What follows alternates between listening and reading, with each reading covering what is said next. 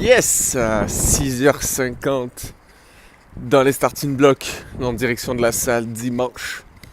Rien de grave, tout va bien, je ne suis pas tombé du lit. Tout va bien, la santé va bien. Alors profitons-en, profitez-en.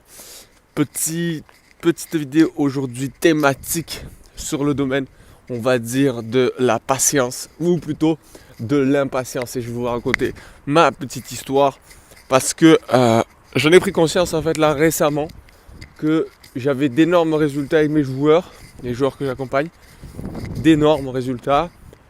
Et je veux toujours que ça aille plus vite. Mais finalement, est-ce que c'est bon ? Finalement, est-ce que c'est bon ? Je me demande vraiment pourquoi. Parce que je me mets énormément de pression. Tu vois, c'est comme toi, si tu es impatient, tu te mets énormément de pression pour que les résultats fonctionnent, pour que tout se passe bien, comme il faut, le plus rapidement possible. C'est bien, je ne dis pas le contraire moi, hein. C'est bien, mais sache que voilà, les résultats vont venir à partir de 6 mois, 4-6 mois, tu vois. Et je vais te donner mon exemple, ma petite histoire tranquille. Donc tu sais, autant que moi, voilà, je me suis occupé de la Ligue 1 de futsal de Toulon encore en ce début de saison.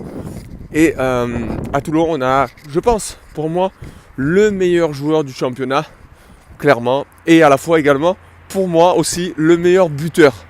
C'est-à-dire, c'est comme si tu dirais Cavani est meilleur joueur et meilleur buteur. Ce qui est pas possible, du moins en France. Et justement, les deux actuels joueurs qui sont dans le top 10 des meilleurs buteurs, c'est deux joueurs que j'ai tout simplement tanné, que j'ai complètement saoulé pour qu'ils puissent avancer, progresser le plus rapidement possible. Tellement que à chaque coaching, tu peux te dire qu'à chaque fois je leur rentrais dedans volontairement pour qu'ils aient des meilleurs résultats encore, le plus tôt possible, qu'ils fassent plus, toujours plus. Et quand on est vraiment professionnel, on se met des exigences hautes, on adore les gens comme ça. Je dis pas le contraire. Mais moi le problème c'est que je me suis retrouvé en fait tout simplement à me mettre la pression pour rien. C'est-à-dire que voilà, moi je suis quelqu'un d'assez franc et direct. Je dis les choses comme je les pense. Peut-être que des fois, du coup, à cause de la pression que je me mets, parce que je veux du résultat le plus rapidement possible, j'essaie que voilà, tout le monde aille dans le même sens le plus rapidement possible.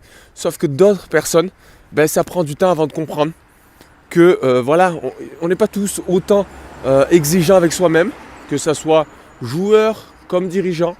D'accord ? Et là, je ne parle pas que des dirigeants staff, je parle des dirigeants aussi également du club, qui ne sont pas forcément autant exigeants que toi, et du coup, qui malheureusement, quand tu vas ouvrir ta gueule, vont te rentrer dedans, malheureusement. Donc voilà, la petite histoire du jour vraiment qui m'intéressait. Pour te dire, c'est Nito et Poupa, deux gros joueurs. Moi, je pense que franchement, c'est la doublette. C'est comme tu dirais dans Olivier Tom, les frères Becker, tu vois, c'est exactement ça. Et c'est des phénomènes. Les deux sont des phénomènes que j'ai saoulés. Et ils étaient loin d'être numéro 1. Même d'ailleurs, le Nito n'a, je crois, jamais fini meilleur buteur, si je ne me trompe pas. Toujours deuxième, derrière le Joe, l'autre Toulonnais. Alors, un phénomène aussi, bien évidemment. Et en début de saison, je voyais qu'il avait la capacité, Nito, d'aller plus loin. Vraiment, parce que c'est un grand joueur et à la fois très humain. J'aime bien ce style de joueur. J'adore même ce style de joueur. Et du coup, je me suis dit, bon, allez, on va lui rentrer dedans, on va voir ce que ça peut donner. Et il ne comprenait pas au début, peut-être, que je rentre autant dedans. Et au final, après, il s'est pris au jeu. Parce que voilà, la dernière fois, en 3 matchs, là, il a mis, en 4 matchs, 9 buts, je crois. Il a mis, dont un quadruplé et un triplé, si je ne me trompe pas. Après, le reste, c'est un doublé et un but, je crois, si je sais bien calculé. Voilà, donc tu vois, il faut être patient, vraiment le plus possible. Parce que ça va payer. Moi, les coachings, ça s'est passé de août à décembre. Et c'est au mois de janvier où ça a pété. Après les vacances, ou en revenant des vacances, en fait, avec l'énergie, avec la motivation, il a explosé. Et voilà. Et Jérôme, il n'était plus là. Il n'était plus là pour voir ça, pour aider encore plus, aller encore plus loin, à pousser. Là, malheureusement, ils ont fait un match nul ce week-end à Paris-Casa. L'équipe qu'on avait perdue en début de saison, d'ailleurs à Toulon, qui nous avait mal lancé, qui nous avait un peu stoppé, on va dire. Mais au final, on se rend compte que voilà, c'est peut-être la bête noire de Toulon. Ça arrive, c'est comme ça, c'est des choses. Il y a eu 3-3, si je ne me trompe pas. Voilà, ce qui est un gros match quand même. Voilà. Donc, sois patient, c'est tout ce que je peux te dire. Ferme ta gueule et sois patient. Ferme ta gueule et travaille, comme je dis souvent. Parce que le travail paye, ça c'est sûr et certain.